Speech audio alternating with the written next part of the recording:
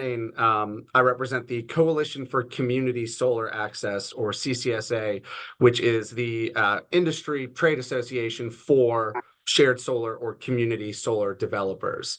So CCSA has kind of led the charge here in Virginia the last 4 years on all things shared solar, including the most recent legislation that we'll be discussing today. Quick little kind of helpful way to, I think, understand what shared solar really is to first highlight what it's not. In Virginia, the vast majority of solar that we hear about, or that we're currently dealing with, or that you're dealing with in your capacity, is either rooftop solar, which of course is, they're the small projects located on homes, businesses, only usually a couple of hundred kilowatts, or utility scale, which are the much larger projects. These are the ones that, are coming across your desks, gaining a lot of headlines. These are the hundreds, if not thousands of acres, hundreds of megawatts. And shared solar is kind of a little bit between those two. It's the middle ground between utility scale and rooftop, essentially. Quick note, I will say, in every other state in the United States where shared solar is active, which I think is about 41 states, it's actually called community solar. But because we're Virginia, we got to do things our way. So in Virginia, it's shared solar. But if I use the terms interchangeably, they're the exact same. They actually used to be referred to as solar gardens when they were first kind of conceived in Colorado. But that's super outdated lingo at this point. But community solar, shared solar, it's all the same. So like I said, community solar is really the middle ground between utility scale and rooftop. These are small to mid-sized projects that are no larger than 5 megawatts. That's a statutory limit. So really, they're only roughly taking about 25 to 50 acres of land at a max. They really exist for people who want to be a part of the clean energy transition, but for one reason or another cannot actually put panels on their own property. Maybe they live in an apartment or a condo building. Maybe they rent instead of actually own their property. Maybe their home's roof is too small or is facing the wrong direction. Maybe they live in a historic neighborhood and for whatever reason cannot actually put panels up on their homes. But shared solar exists to kind of fill in this gap for consumers who want to procure renewable energy, but for one reason or another are prohibited from doing so on their own property. These projects are located very nearby the communities that they ostensibly power. It's a community-driven project, so it's actually subscriber-driven. So community members are actually subscribing to these individual projects nearby and then receiving a bill credit on their electricity bill for their share of the amount of power that the project actually produces. I will also add that shared solar, beyond just letting you feel good about getting energy from a renewable source, it actually saves you money on your electricity bill. Given the financing structure of the developers and the financing or the subscriber organizations, as well as the credit rate that's actually conceived for the energy produced, these programs actually guarantee a certain percentage of savings on your energy bill. Nationwide, the rates vary, but in Virginia, we usually see about a 10% guaranteed savings. And in fact, there's language in the code that actually requires a minimum of a 10% savings. So really, shared solar is a fairly unique approach to renewable energy. Again, small subscriber-driven projects close by to where they're actually powering, and they offer an actual opportunity for customer choice, even within our regulated investor-owned utility landscape in Virginia. This is just a kind of a quick slide that's illustrative of really how it works. As you see, a development is created, produces the energy that the utility actually offtakes, and then in turn sells to the consumer. But as a part of that, the consumer gets their credit for the energy produced, which shows up on your energy bill. And that's the folks who are subscribing. So it's kind of this nice little circular, self-contained project. So again, when I say it's community-driven, we're not talking about 1,000 megawatts in Spotsylvania powering, customers everywhere. This is more trying to keep it close to where the power is going, even though an electron is an electron once it hits the grid. The idea is to keep it in the backyard of the consumers who are actually using it. So starting at the beginning, shared solar is really not that old here in Virginia. It really only kind of was born in 2020 via legislation from Senator Scott Surabel from Fairfax County and Delegate Jay Jones from Norfolk. Their bills, SB 629 and House Bill 1634, established a 200 megawatt shared solar program in Dominion Energy territory. So there was no program established in APCO territory and no program established for the co-ops, just Dominion. And even this 200 megawatt was a little bit wonky, I'll be honest. In the code, it's actually delineated as 150 megawatts first, which again is about 30 small projects, with an additional 50 megawatts that the SEC shall release once a certain subscriber threshold was met. As a part of this first program, shared solar does require a minimum of 30% participation by low-income customers.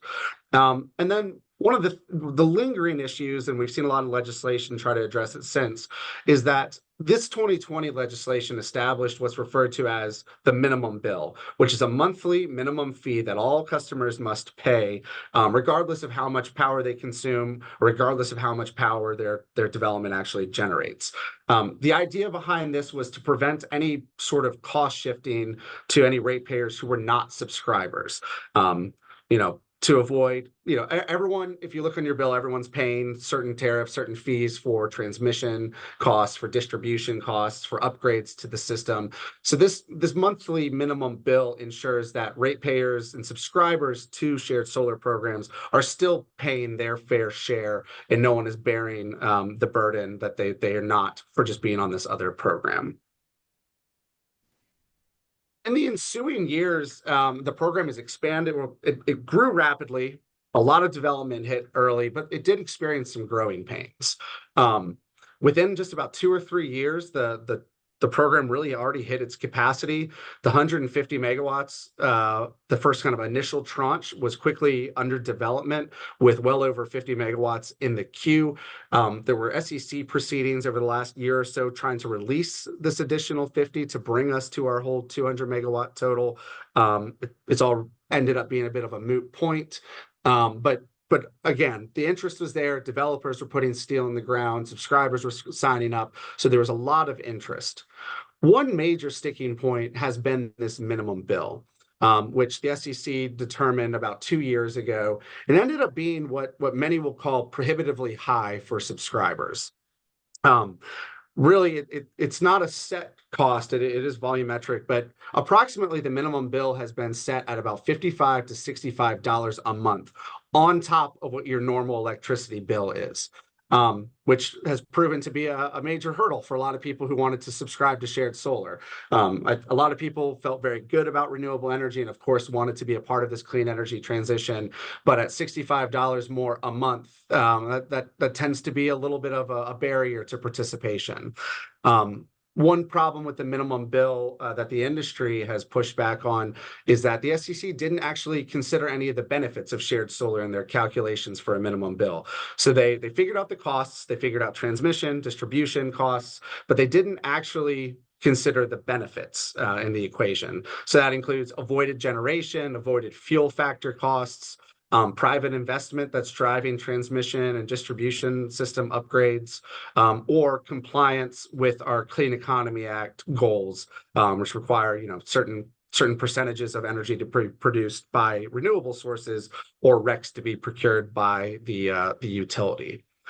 So what this has resulted in, and this is kind of one of the reasons that we ran legislation this year, is that functionally the Dominion program has actually been 100% low income. As noted on the previous slide, despite the minimum bill existing, low income subscribers are statutorily exempt from the minimum bill.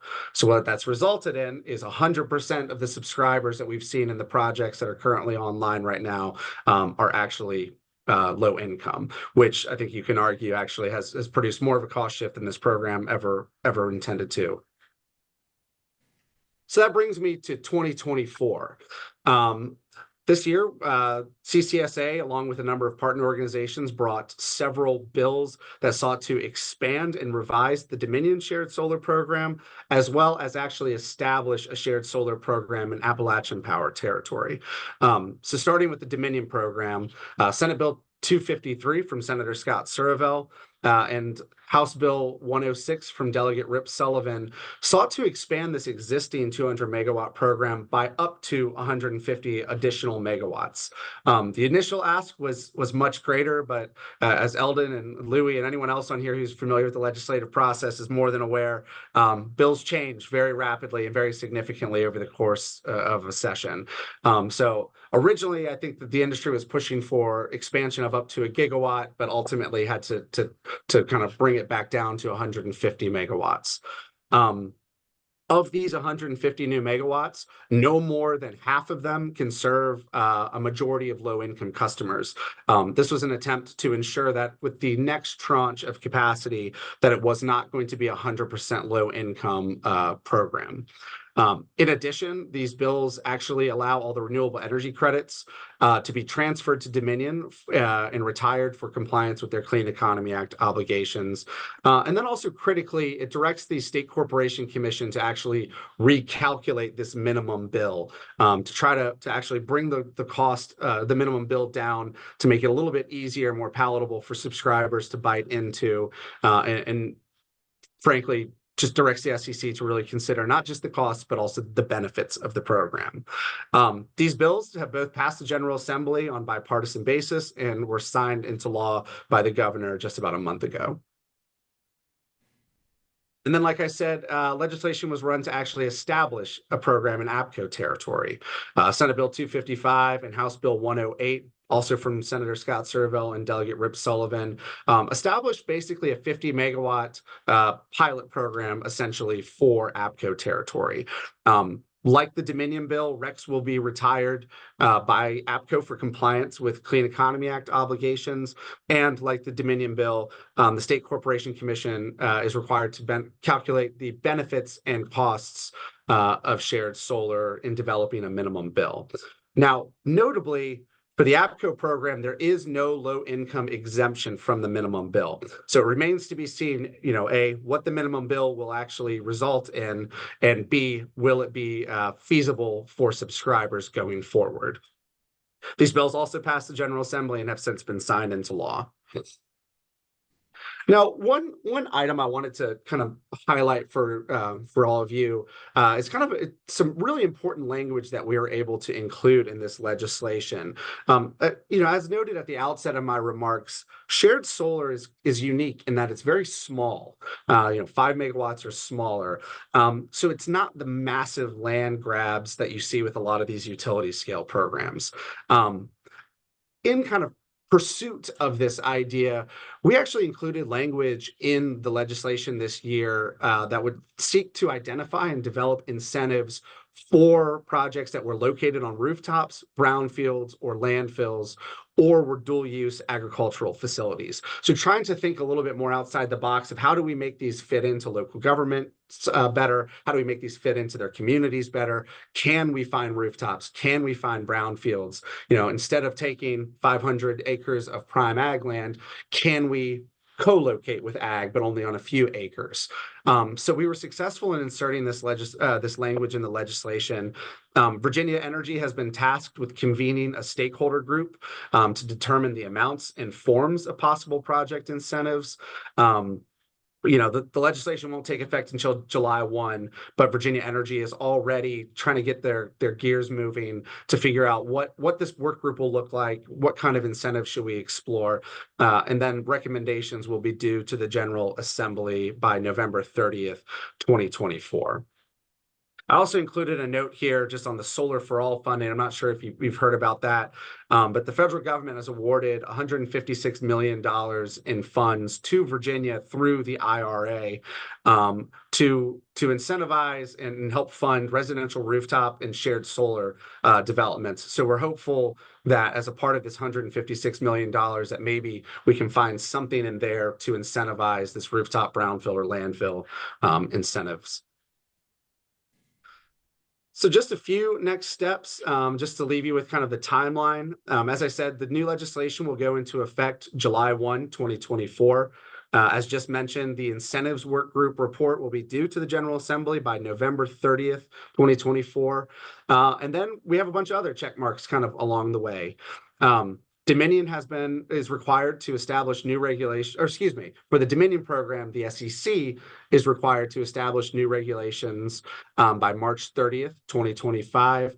And then all new tariffs, agreements, or forms necessary for this revised program are due by December 1st, 2025. So we have about a year and a half kind of ahead of us to roll out the revised expanded Dominion program. APCO is a slightly earlier timeline, but still it's about a year away. The SEC is required to establish all new regulations for their shared solar program by January 1, 2025, and then all new tariffs, forms, and agreements necessary for that are due July 1, 2025. So still about a year out from that. So over the next year and a half, there's going to be a lot of work at the SEC, a lot of litigation about this. And we're hoping to see it by the end of next year to actually see this new program out there. One final bit just to note, there's also a net metering proceeding at the SEC right now, actually, that's looking to determine the value of solar just generally. The legislation that ran this year actually tied the minimum bill to this proceeding, noting that whenever the SEC determines a new value of solar through this net metering proceeding, that they can also revisit and recalculate the minimum bill, trying to ensure that the SEC can remain flexible and that the minimum bill remains fluid. So I thought I would leave you just kind of with one, I think, a good case study for just kind of what shared solar is and what it can mean to a community and a landowner. This project is with Dimension Energy. Dimension has about 12 of the projects here in Virginia, so I think they're probably the number one developer in shared solar right now. Waynesboro Bridge is about a 5-megawatt program located over in Augusta County. This will power approximately 1,200 residents, including residents of Virginia Community Housing Partner properties. Like I mentioned earlier in my remarks, this program will guarantee a 10% monthly electricity savings for all subscribers, which will result over the life of the project in savings of $2.8 million. This project specifically, which is the top photo you see here, has resulted in 40 new jobs for contractors, electricians, engineers, surveyors, and maintenance crews. It results in $550,000 in real estate taxes for Augusta County. And then I did want to note, this is a great example where I say earlier that shared solar is kind of a nice way to ensure that farmers can locate solar on their land without just selling their land or getting rid of it entirely. So the farmer for this project, again, it's the top photo here. He's leasing out only about, I want to say, a fourth of his land for this shared solar facility. But that fourth of his land is now going to generate 4 times the revenue than the entirety of his land has ever before. So it's a nice way that he's been able to keep his farm in the family and generate a lot of great revenue for him, as well as bring some great revenue into Augusta County. So when the project's done, it'll look very similar to the photo below that, which I think is illustrative of kind of the size of these, where it's no larger than kind of a small subdivision nestled away, kind of out of sight, out of mind. So with that, I appreciate the time. I know I talk fast and throw a lot at everyone in very, very short order. So happy to take some questions here. Okay, Chris, thank you. Questions, folks? Larry, you're on mute if you're trying to raise a question. I was interested if you could clarify what the total cost might be, because there's the minimum cost, and in addition to the minimum cost, you have the cost of energy. So it was unclear to me if someone signs up for shared solar, it sounds like they would pay some more money than they currently pay. If you could clarify that, that'd be appreciated. It's a great question, Larry, and you're right. The way that it's established right now is with this minimum bill that you are basically paying a premium for shared solar. That minimum bill, which is roughly $55 to $65 a month, is on top of your normal monthly electricity bill. So if your normal bill is $150 a month, you're also seeing an additional $55 or $65. And that addition has been prohibitively high. That's why I said earlier it's resulted in what's effectively become 100% low income program, since low income participants are exempted from this minimum bill. So they're seeing a guaranteed reduction on their electricity bills and then not paying a minimum bill. So we'll see what the new minimum bill looks like. I know, there are all sorts of models that we've toyed with of ways to bring it to $20 a month, $30 a month, somewhere in there. I think that's probably the sweet spot. But it is on top of your additional bill. Chris, we have a question in the chat from Don McGowan. What's the code section for the guaranteed 10% savings? You know what? I meant to print out the code section of the bill before this, and I forgot to. So during Louis' presentation, I can quickly pull it up and drop it in the chat. Great, thank you. Okay, other questions?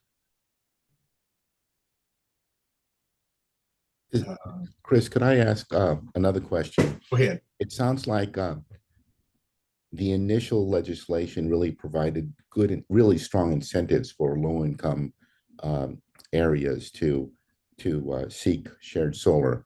And it sounds like the updated legislation changes that. And I'm wondering if I've misunderstood that. And if it has changed it, I'm wondering if there's things that can be done to help lower income populations participate in shared solar programs. The new legislation does make adjustments to that. In the Appalachian Power Territory program, it does require a 10% guaranteed savings on your energy bill, but it does not exempt any participants, low income or otherwise, from this minimum bill. And then for Dominion, for half of the additional megawatts, so for half of the expansion, it cannot be majority low income. So it still does have a low income component, which will still exempt them from the minimum bill. But going forward, it can only be certain amounts of it will be low income. And frankly, that was a policy decision of the General Assembly. There were concerns about cost shift. There was concerns about the policy of subsidizing low-income customers on the backs of the non-LMI customers. And ultimately, the General Assembly decided to pursue a strategy of kind of capping this. Senator Surville, who was really the grandfather of this program, he really wanted he never intended for this program 4 years ago to be 100% low income in Dominion territory. So in having this expansion have a cap on low income, it gets it a little bit closer to what I think he had originally envisioned as a mix of low income who are subsidized effectively and then non-low income. And then it was similar with the Appalachian Power legislation. It was a policy decision of the General Assembly. Now, Appalachian Power Territory and Dominion Power Territory are very, very different. The economics of those territories are different. The populations are different. Appalachian Power Territory, the population is shrinking, and it is much, economically more disadvantaged than Dominion on the whole. So I think there was concern that if you started pushing too hard for low income exemptions in the Appalachian Power Territory, that would almost effectively result in a greater cost shift than you would see in Dominion territory. So again, it was policy decisions made before the General Assembly, a lot of debate about it. But ultimately, this was the path they wanted to see this year, and we'll see how it works in the future. Thank you. This was a great talk. And I will say, now there is, sorry, just to jump in one more time. Go ahead.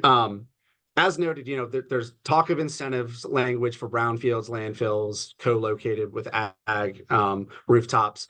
But there is a lot of talk about how maybe the Solar for All funding, which is that $156 million tranche of federal dollars that have hit Virginia, how maybe that could be leveraged for low income. There are a couple of, I think there are actually provisions or requirements in the Solar for All program that require low income assistance. So there's still a window there and there's still funds there.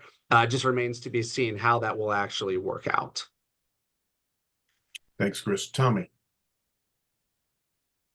Thank you, Chris. Thanks for that presentation. I want to go back to the Waynesboro slide you had, and I'm going to come at it from a revenue generation standpoint. for the locality. Can you break down a little bit the $550,000 in real estate taxes for Augusta County? That, based on my experience, that's a pretty large number. Is that over the life of the project of 30 to 40 years?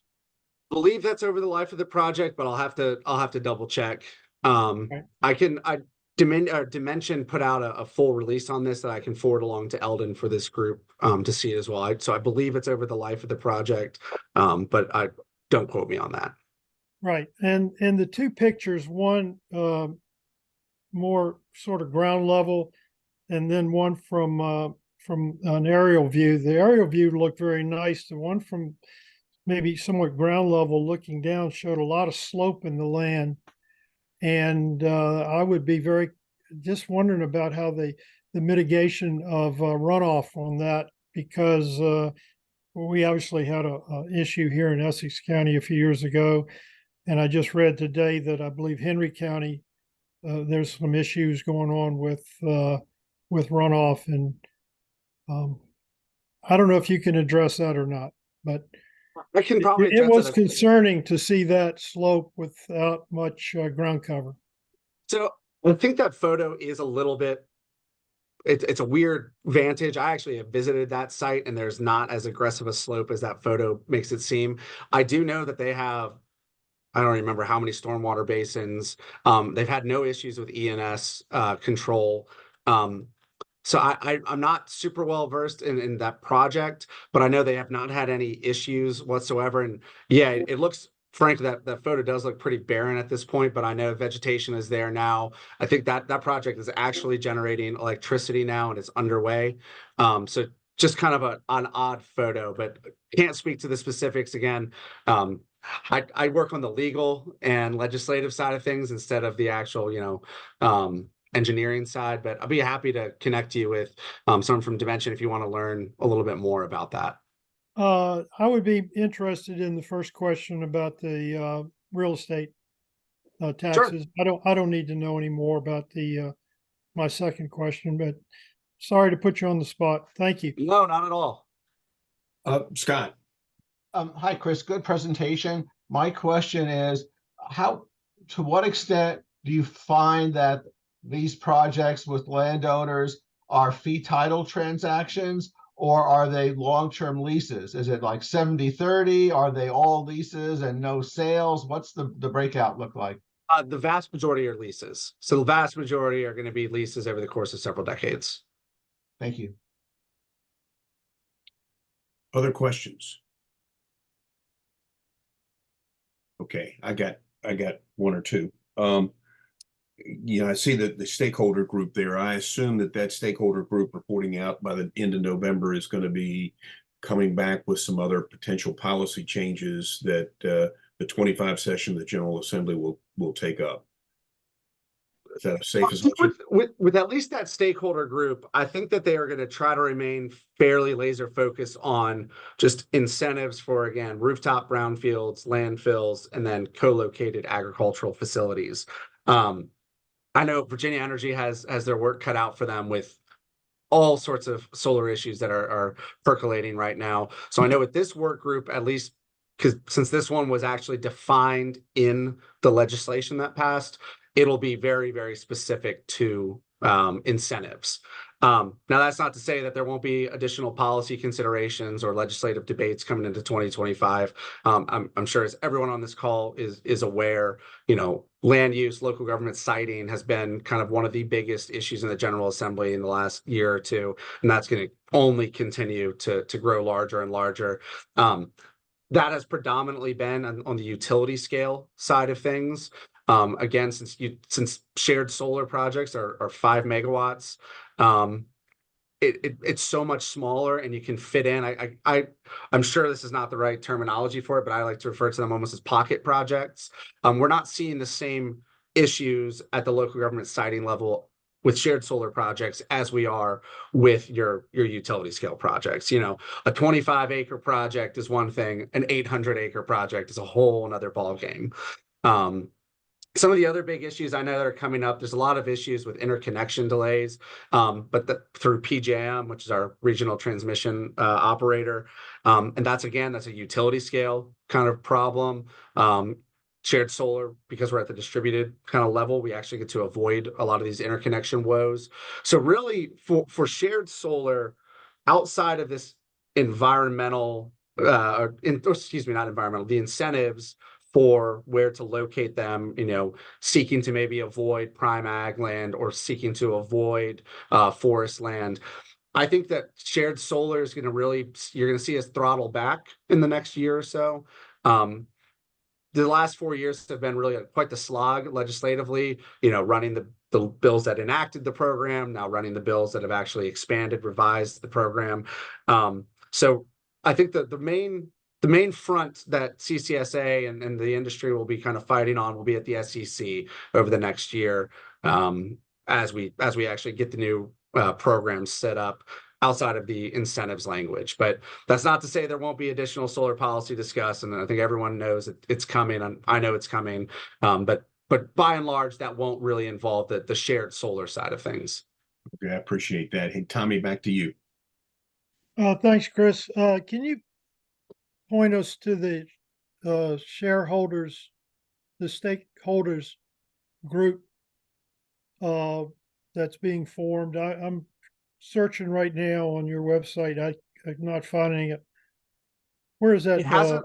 It hasn't formally been established yet. The stakeholder group is a function of the legislation, which has been signed into law, but the law technically does not take effect until July 1, 2024. So it still won't take effect for about another month and a half. After that, I think there will be a formal process. I'm not sure if it'll be something on Virginia Energy's website. It kind of remains to be seen how they best will approach that. But there's nothing formal right now. I think they're just getting the gears turning, trying to figure out who might be who they want to reach out to, who should be involved. I believe that the person at Virginia Energy who will be in charge of this group will be Aaron Berryhill. He has by and large been kind of the one most involved in this part of the world. I was actually at a conference with him last week, and he kind of asked me to start thinking about what kind of incentives, what kind of ideas that the industry may have. So I'm 99% sure it'll probably flow through him, but there's nothing formal right now. We're still waiting on that July 1 enactment date. Tommy, you know how to reach Aaron, don't you? I'll figure it out. Yes, Okay. thank you. I was at a conference last week too on conservation, and we talked about shared solar there last week. I'm sure many of the conservation groups are like Piedmont and others are going to certainly want to be involved. Scott, I think you got your hand back up. Yeah, thank you. A few years ago, Delegate Kilgore got a bill passed the General Assembly for a state grant program for renewable energy on brownfields and old coal mines, but it was limited to only federal funding. And this last session, Delegate Krizek got a bill through amending that, making the grant program potentially be funded by state dollars as well. So I'm wondering if you think some of this $100-odd million that you refer to from the Inflation Reduction Act is likely to flow into that grant program for renewables on brownfields and coal mines. That's a great question. And yeah, I was really happy to see that tweak to it this year from Delegate Krizek. As Scott mentioned, several years ago, I believe it was the Brownfields and Coal Mine Renewable Energy Grant Fund. The idea was to provide dollars for renewable energy to be developed on, reclaimed mines and other brownfield sites. But Delegate Kilgore's bill did constrain it from saying there could be no state funding unless there was not one-to-one matching funding from the federal government. This year, Delegate Paul Krizek from Northern Virginia ran a bill saying, we don't have to have that requirement. Unfortunately, that program is still not funded. So even though it's been tweaked, there are $0 appropriated to it. I'm not sure. I don't know The Solar for All money coming straight to the state, I don't believe it doesn't need to go through an appropriations process, so it doesn't need to flow through the budget. I think that Virginia Energy I don't want to say that they're a pass-through entity, but I think that's effectively how they are operating, where they've been given this funding, now they can push it out. So I don't know if they would seek to fund this program. I think one of the issues with the IRA funding, unlike, maybe a state appropriation for that, is that this funding is on the clock. I don't recall the expiration date for the Solar for All funding, but there is one. So I would imagine that they try to push this out as quickly as they can, rather than send it to another state fund and then risk it expiring. But that would be a question, I think, for Virginia Energy. I certainly don't mean to speak for them. Any other questions of Chris? Chris, thank you very much. Let's stay in touch as things start rolling towards the next General Assembly session. I think the River Basin Commission would be interested if there are going to be any policy bills, just because of their overall interest in the solar place. We'll just put it that way, because it's pretty broad. Certainly. Thank you again, Eldon, for having me. Great chatting with you all. I had it in my slide, but I'll pass it along. Please feel free to reach out to me at any time. Always happy to answer questions, follow up, to chat, whatever. But appreciate the time. Thanks for letting me talk with y'all this morning. All right, very good. And send that code site, and Yep. I'll Looking it up now. I'll get that over to Don. All right, thanks. All right, now we're gonna shift gears from the sun to the, I don't know, soggy land. Louis, I want to thank you for kind of on short notice agreeing to jump on. I caught that article that it really led me to read the handout that we forwarded over to everybody, and the commission has pretty much said we've got to start talking about septic again. That came up at our first meeting of the year. Consequently, we're going to be having a discussion on septic at the September meeting when we're up in the upper basin from that perspective. And I'd hope to maybe do something from the geography of the lower basin at our upcoming meeting, but that for you, Louis, conflicts with your commission meeting. So what we're going to do is you're going to give this technical committee a taste of what you're working on, and what have been some of the lessons learned and what have been some of the barriers to moving things forward. We're recording this, and we may turn it into a pre-recorded presentation to the commission, since you really can't be in two places at one time, but we'll talk more about that. Louis, I'm going to turn it over to you. Yeah, so while I do this, Eldon, since I'm on my iPad, is it possible for you to bring up that PDF at page 2?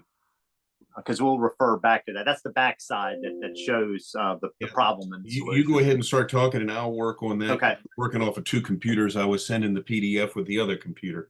Yeah, perfect. Not a problem. We'll get to it. All right. So I'm Louis Lawrence, the Executive Director for the Middle Peninsula PDC. I know many of you all on the call here. You all are familiar with the body of work that my commission does. We are commonly referred to as change agents.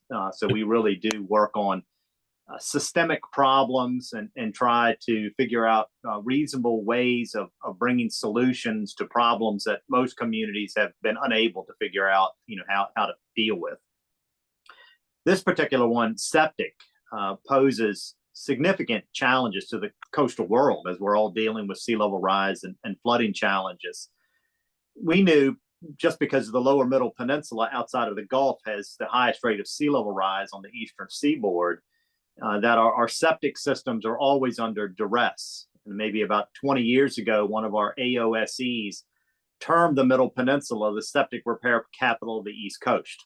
And so we have been funding septic system repairs since 1996, for as long as I've been at the PDC. So we have constantly, decade after decade, been in this septic space, and I've watched the evolution of the technology.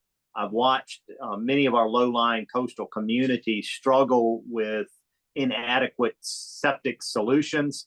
you kind of juxtapose that against the Bay program's commitment to remove phosphorus and nitrogen and sediment, so that the whole approach just does not work very effectively.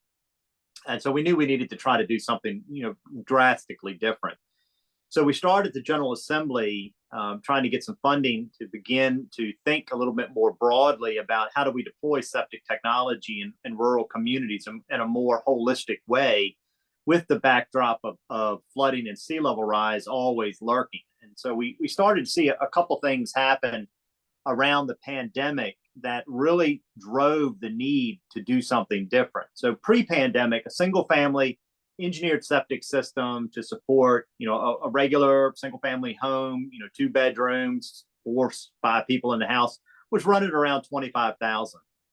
Post pandemic, that exact same technology began to push 60 to 70,000. And we said, this is not sustainable. We need to do things to control prices better. We need to look at alternative approaches to septic technology. And so we had started talking with the General Assembly about some dedicated funding to try to look at this issue differently. And we also started talking with Go Virginia about different ways of building out a water management approach that could bring a lot of different solutions into the marketplace, of which septic was one. So we got a rather large Go Virginia grant at the exact same time that the General Assembly provided some money to us. And so we kind of bucketed those 2 different sources of funding into 2 different geographic areas. The Go Virginia money was spent at some public land that the Public Access Authority owns down in Gloucester, and that's the one that Eldon will be able to hopefully bring up on the screen here. And then, there you go, Eldon, go to the second page on it. And then the second bucket of money was the General Assembly money that will be used at a King and Queen facility outside of the floodplain. And so the challenge that we provided, we gave a $250,000 prize to any company anywhere in the world that could bring a septic technology to the marketplace that did 2 things. One was to elevate the technology above the floodplain. If you're looking at $40,000, $50,000, $60,000 in the ground, that's probably your second largest expenditure next to buying your home, and it's not insurable unless you're using parametric insurance, which is not a well-known insurance product. And so it didn't make a whole lot of sense for us to continue to put, $50,000, $60,000, $70,000 piece of infrastructure in the ground that is one storm away from salt water frying out the computer brain and wrecking the treatment media. It just doesn't make any sense. And then the second predicate that we put into that competition was we needed to eliminate the drain field. And if we could find a solution that could eliminate the drain field and elevate the technology, now we're making critical steps forward in dealing with septic solutions in these extremely high water table areas.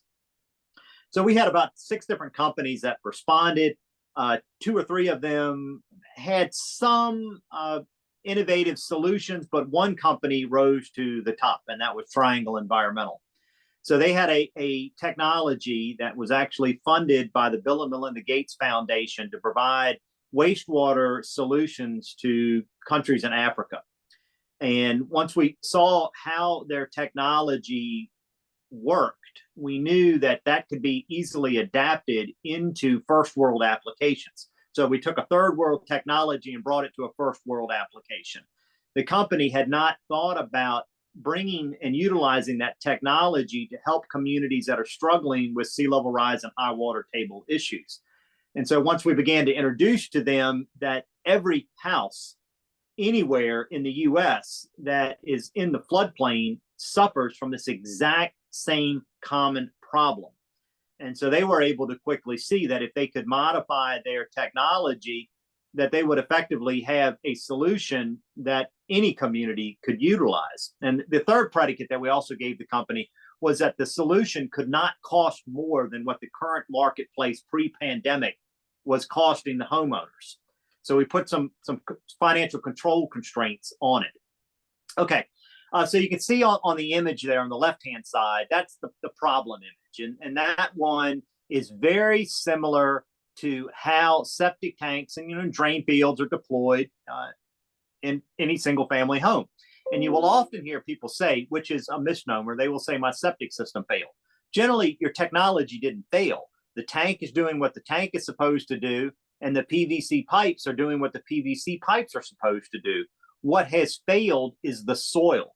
The soils have turned to goo, and if they have turned to goo, then the effluent that leaves the PVC pipes does not either rely on that soil for the final treatment, or the treated sewage cannot be distributed correctly through the yard.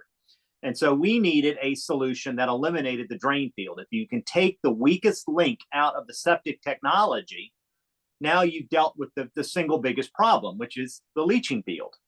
And so the triangle solution did just that. So what it does is, in simplified terms, it allows you to utilize and separate gray water from black water. They have technologies that will do both. And then you have to also kind of replumb your house a little bit, because you're turning your system more into a closed system. So on the image on the right, what actually happens with it, you flush your toilet, the solids and the liquids still go into the tank. The holding tank, never been a problem. That's closed. The solids stay in the tank. The liquids now go into the elevated treatment unit. And the elevated treatment unit is above the floodplain. So now you've got it out of the hazard area. It treats the liquids to the appropriate NSF standard, and it goes into a holding tank. The holding tank is in lieu of the drain field. The next time that you flush the toilet, it takes the treated water out of the holding tank and recirculates it back through the wastewater system. So now it's becoming more of a closed system. That water is treated to a high enough NSF standard. You can use it to water your garden if you want. You can use it to wash your car. So it's got other uses beyond just the wastewater treatment. But what we wanted to show was, can you in fact eliminate the drain field? So yes, that's possible. And it has been built. So the slide, I sent to you all a couple photos of the very first elevated, what we think is the first elevated self-contained treatment unit system in the nation doing what this technology is doing. Now, when you see the pictures that I emailed, the very first kind of visceral reaction that most people have is, oh my God, that's so big. It's so obtrusive. It's not intended to be aesthetically pleasing at this stage. What it's intended to show is that yesterday there was nothing that looked like this. And today, now you've met a couple really significant hurdles. You've elevated the technology, so now you don't have to worry about flooding and storm surge. And you have effectively eliminated the drain field. I assume everybody can see the 3 photos now. Yeah, we got the first one that's up here. Only one? Okay.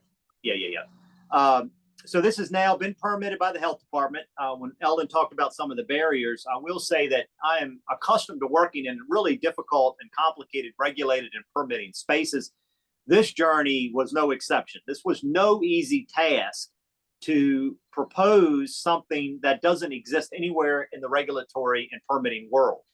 And so whenever you pose something to a unit of government that doesn't currently exist, government is risk averse by its very nature. So the entire system is designed to say, no, you can't do that.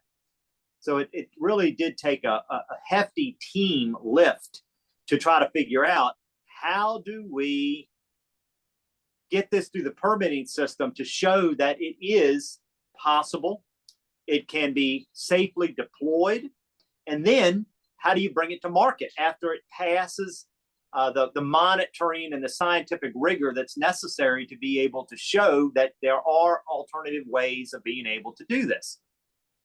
When they bring the unit to market, you're seeing something there that's about the size of a refrigerator. When they bring it to market, it'll probably be closer to a college dormitory refrigerator size. It's much larger, so that when you open the door, you can get in there and you can show it, and they can monitor it. And it's got all sorts of bells and whistles inside of it, telemetry equipment so that they can monitor on their cell phone. So it's oversized on purpose. This particular one doesn't have the holding tank because we needed, for the very first one, to show a really high level of fidelity that it works without risking any environmental degradation. So what's actually happening in this first pilot model is the liquids come out of the holding tank. You can see the little white pipe in the center. Those liquids go up through the treatment unit and then they go right back down through that pipe and then return to the drain field. So it's kind of a horseshoe maneuver.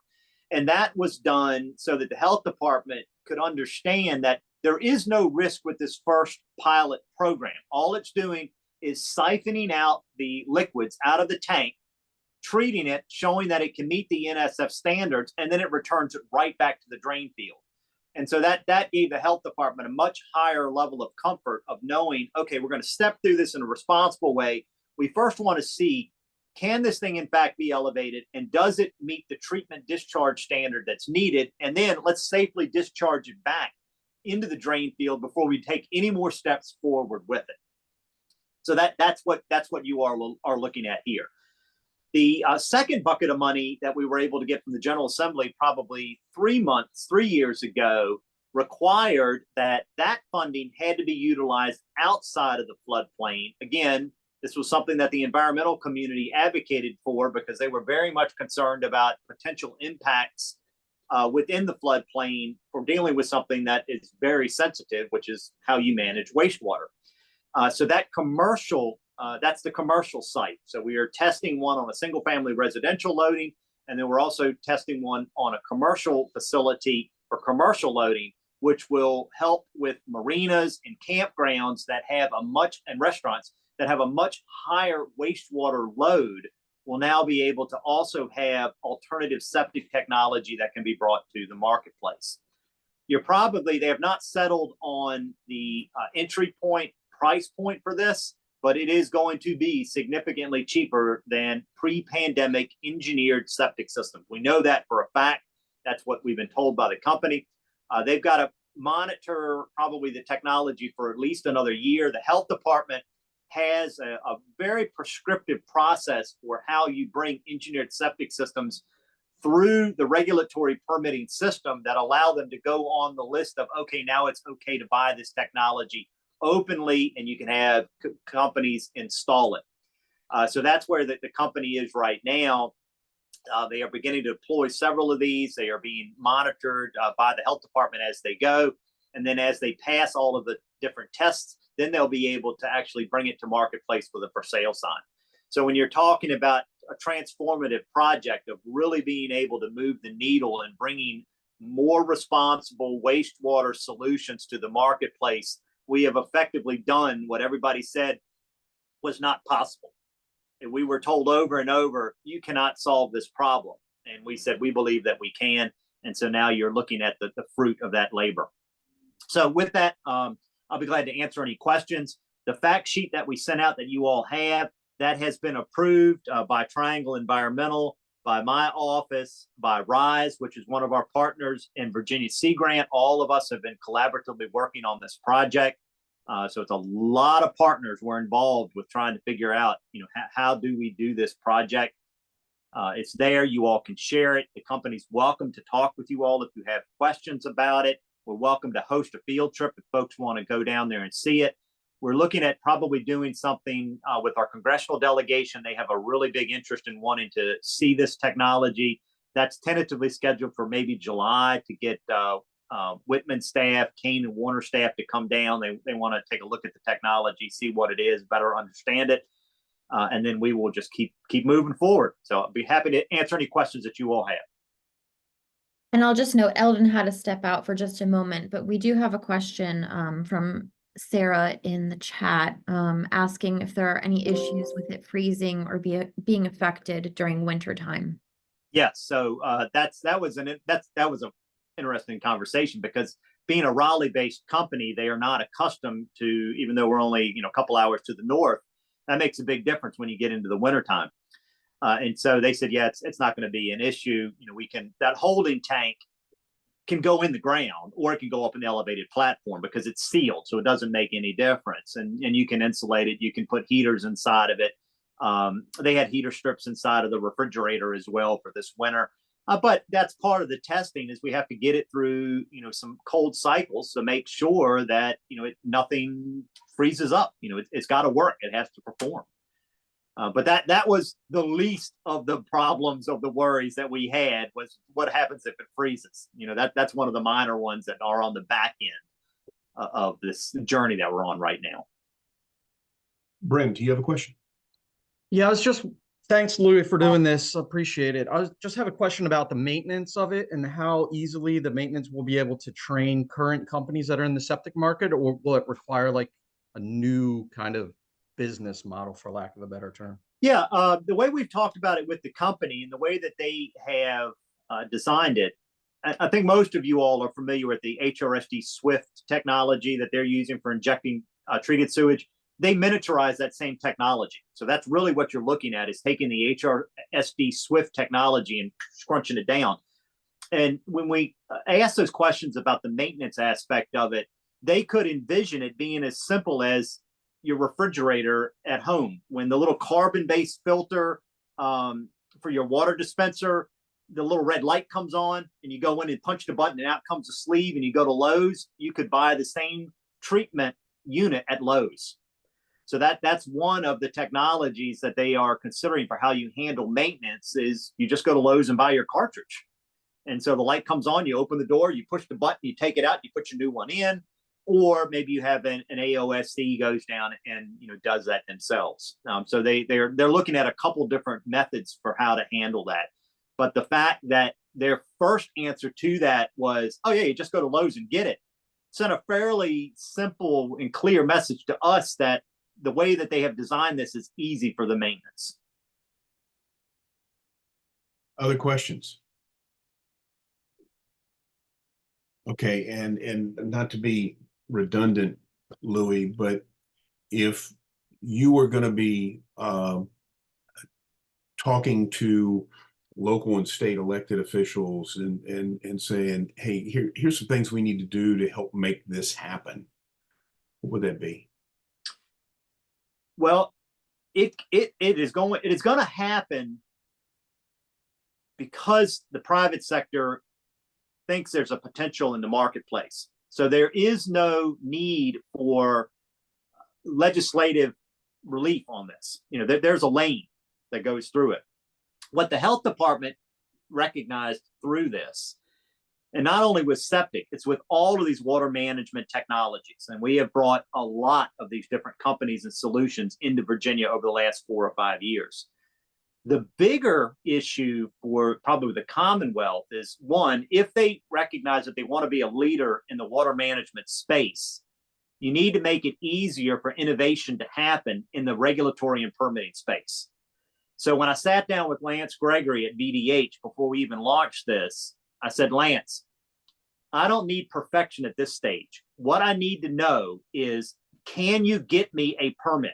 I don't care how circuitous of a route it takes. Do you have the ability within your permitting framework to get me a permit so that this company can flip the switch and turn this thing on?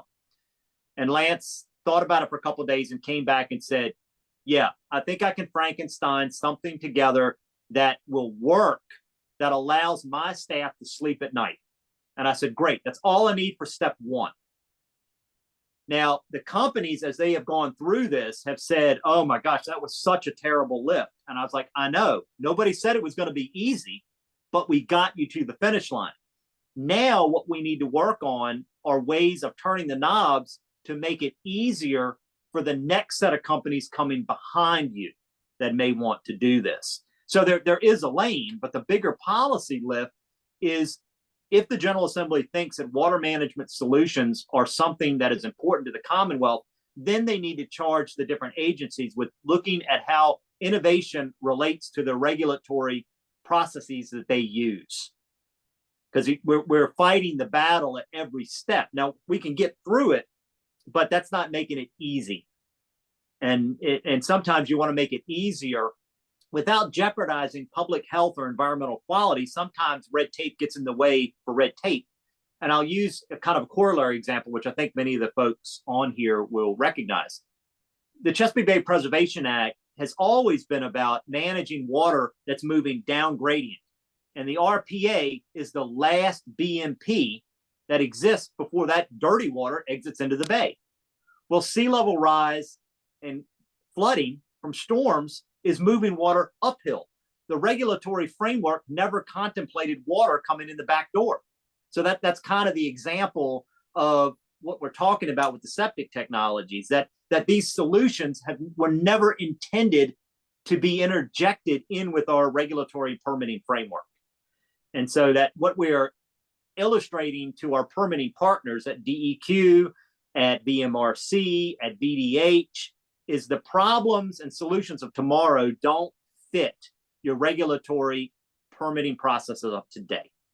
And so they need to be thinking that through more effectively.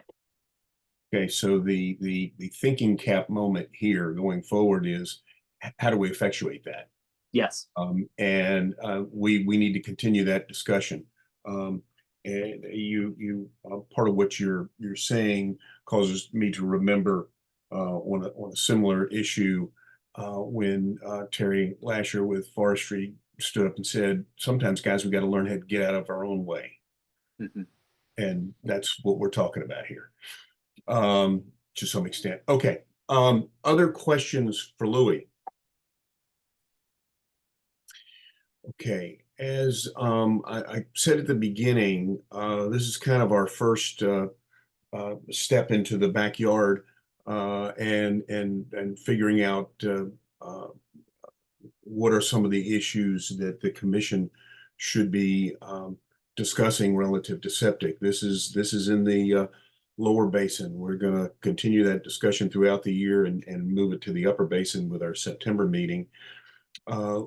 Louis, if you and I can maybe talk a little bit offline of how to properly inform the commission as an absentee presenter on the 26th. And I think this is fascinating. I think this is very positive. And Kevin Utt, are you able to come off mute? Yes, sir, Eldon. You had a comment to me about a DEQ memo. Is that yes? right? I forward you a DEQ memo from Mike Roban that covered the topic of stormwater quality and quantity for solar panel farms, and it gave us a cutoff date for interconnection agreements for solar farms, that if they didn't sign that agreement prior to a certain date, they would consider solar panels as impervious cover. So I'd forward that memo to you in case you want to share with the group, just as an FYI. Okay, I'm sorry. That was on the previous topic. Yes, sir. I was a little behind the 8 ball. My That's okay, Eldon. Okay. Any other questions? Anything else you want to say and wrap up, Louis? No. Well, I guess there's probably one thing. If any of your communities want to enter this space of providing financial assistance, you're going to have to operate loan programs. You cannot do this kind of work singularly just providing grants. You have to have a full portfolio of grant programs and loan programs to help deal with the septic program head on. That requires deeds of trust on private property. And that scares a lot of communities. They don't want to take deeds of trust on private property. And we will say to them, then you are not committed to solving this problem. You have to have a full arsenal of financial products to be able to help in the septic space. And so you have to develop more of a financial literacy around how do you move loans and grants through the governmental system with technologies like this to get to the end point, which everyone is trying to get to, which is clean water. And so there's a lot of knowledge that we have developed over the last 2 or 3 decades, developing programmatic structures that any community that want to enter the space is going to need. So as you all are re-entering the septic conversation again, and you're talking with communities and they say, well, we don't know how to do this. I got volumes, all those books on my shelf behind are all related to delivering these types of programs. You got to have somebody that's delivering the money, because if you don't, it's not going to work. And if you're only dealing with grant money, it's not going to work, because generally grant money will only go to the poorest of the poor, which means, 75% of the population out there isn't going to be able to touch any money. So you got to have these combinations of grants and loans, and that's an important component. That's my message, is don't forget that if not, you're just talking, you're not doing. You need to do both, talk and do. When you're talking about the public sector at the local or regional level, facilitating financial transactions, loan programs, what entity structure are you using? Is it operating as an authority? Is it operating as a PDC does it. The PDC does it. Okay. Mhm. All right. Yeah. So we do. I talked to a lot of localities about this, and I will say that some years I have more collateralized debt on the books of my agency than my entire agency budget. And people go, "Well, that's horrible. You can't do that. That's a financial risk to the agency." I'm like, no. What that tells me is that you all do not understand the language of finance. Collateralized debt is collateralized. Right. It's not a financial risk to the agency at all. I mean, the worst that you could do is sell the property on the courthouse steps to protect the public investment. And so it rises to the level of, does a unit of government actively want to do something about the problem? Because these rural communities are unregulated communities. And since they're unregulated, they have no requirement to enter that space. So they have to voluntarily enter the space to deal with these water quality BMPs, of which septic is one. So they got to have a pretty big carrot, and they need to care about why they want to do it. But with that comes great financial responsibility, because you are being stewards of taxpayer money, both through grants and loans. When you're talking about entering that space, you're talking about the fact that there's a permit involved. So it's it's something to deal with, whether it's a wastewater permit or whether it's a stormwater MS4 permit. And we're talking about unregulated localities that don't have either. They don't operate in that zone at all. That's correct. But yet you will hear everybody say, we've got to do more. We've got to do more. We've got to do more. Right. Well, that responsibility technically falls to the state for those localities. Right. Okay. Unless you've got entities like mine that say it's in the community interest for us to do this. It is the right thing to do. Right. Tommy.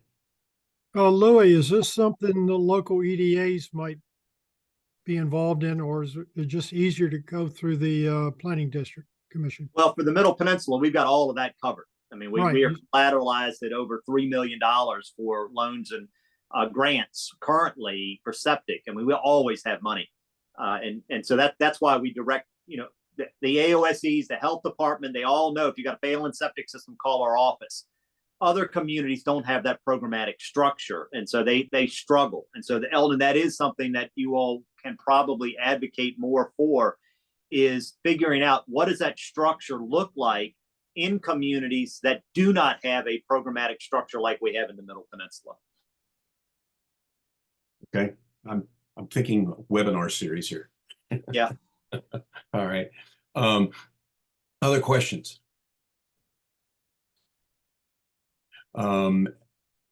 Louis, thank you. That was fabulous. Yeah, I really appreciate the cutting edge stuff, and not being afraid to get outside of comfort zones. Yep. Somebody's got to do it. But we hope so. All right, more to come. You and I need to chat a little more offline, getting ready for commission meeting the end of next month, and how we can improvise, because I do want to get this message to the commission as we start into our septic discussion for the year. Okay, glad to help. All right. Okay, folks, just some housekeeping stuff. You saw on the agenda, the June 26th meeting, our schedule got all mixed up. Original plan was the commission was going to meet on the 19th and the technical committee on the 26th. We obviously had to move the 19th commission meeting to the 26th because of my mistake of scheduling on a holiday, June 19th. I think in exploring what other options are to move the meeting, just because if we go later into July, we run into July 4th holiday week. I think we're just going to, unless somebody else has a bright idea, we're going to cancel the June 26th meeting and we'll meet again on July 31st. And I'll just pause for a second if somebody's got any other perspective. Okay. Then on June 26th, we will be at the Longwood University's Blouse Center in Westmoreland County. Anybody who in this group who has not been there, I commend it to you. It's quite a location. And I think we'll have a great setting if the weather cooperates. We're going to hear about living shorelines, and we'll actually be able to see something on the site. And usually at this point is when I make my joke about how every time we plan a field trip at the end of a commission meeting, we usually get rained out, but maybe that won't happen this time. And I think we're gonna, as you heard me talking, we're gonna try to do something with the recording of Louis' presentation and at least get this in front of commission members. There are members of the commission who have no idea that this kind of work is going on, and I think it will be enlightening to them. And it will also set the stage for the upper basin septic discussion that will take place in September. Brent, question for you. Are you able to give us a Rappahannock Roundtable update at that commission meeting? Yes, absolutely. Glad to do Okay. it. You and I talked about that earlier, but we hadn't talked anymore. And I'd really like to put that on the agenda. And at this point, then, last technical committee meeting, we talked about additions to the solar report, dealing with the best practices for comp plans, and then the whole grid infrastructure impact. And you heard that was a little bit alluded to today by Chris McDonald. Staff, me, will be giving an update to the commission and ask them to endorse incorporating those two items into the solar report. And that's that, and the end of the fiscal year stuff that we need to do relative to work plan and work plan for the coming year and the budget. Those are the primary items on the agenda, unless somebody's got another suggestion of something we should add into the mix. Okay. Moving forward, September meeting will be in Rappahannock County. Location to be determined. Kevin McLean will be talking about septic from DEQ's perspective. Culpeper Soil and Water folks will be with us on their septic program that is much like Louis' work. It's decades old. They've been doing. And then also the general manager of HRSD will be traveling to the upper basin to talk about the SWIFT program that you heard Louis mention. So we'll go from the small scale to the grand scale. And those are the tentative plans for the September commission meeting. Observations, thoughts, suggestions? Okay. Well, I guess we'll sign this off and let everybody get back to their day, and we'll see everybody. For those who aren't coming to the commission meeting, we'll see you July 31st, and we'll pick up there. And if you've got suggestions coming out of this meeting of things we need to delve in a little deeper, just let me know. We're always here. Thank you, everybody. Thanks, Eldon.